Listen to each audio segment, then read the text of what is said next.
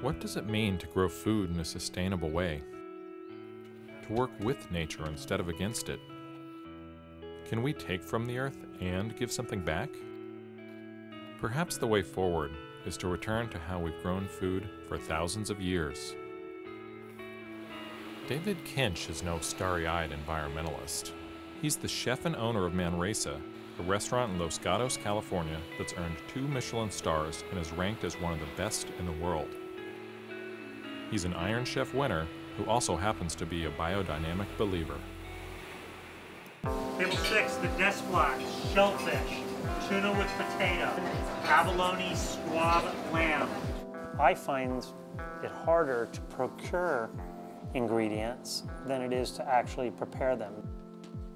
One of the simple laws of physics is you cannot take a mediocre product and through the magic of the chef, turn it into superior tasting food.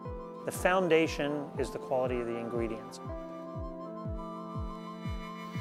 Our first beans of the year, really happy. In an effort to set his restaurant apart, Kinch decided to grow his own produce biodynamically. A lot of times I'm asked to describe biodynamics by people who've never heard of it before. I describe it as it's an organic practices where things are grown organics, but also with an awareness, a consciousness towards the cosmic forces, the sun, rainfall, and the earth, and actually the moon cycles. Biodynamics may sound like some mystical New Age fantasy, but for Kinch, the results were all that mattered. The effect was immediate in the dining room, and I knew we were onto something. I remember the first season in which we started getting things in earnest here from the garden for the restaurant, and our regular customers, our regular clients were getting the exact same dishes, but they were calling me out into the dining room and they wanted to know what was going on. They said, there's something really different and very special about the dish, and I can't quite put my finger on it. Can you tell me what it is? And that was the day that we realized we were really onto something. Kinch's signature dish is a salad called Into the Garden. But this is no ordinary plate of lettuce.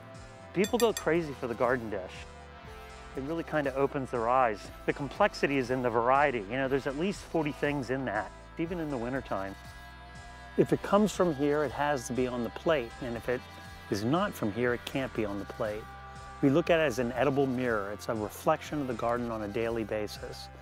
And even if things aren't quite perfect or we don't have the exact amount of something, that should be on there because nothing's perfect. You know, there's a lot of beauty in some of the minor flaws. So that is the finished plate except for one other item, and that is the edible dirt. I've always known that the second hardest profession other than being a chef is being a farmer. You can live and die by the seasons and the whims of nature.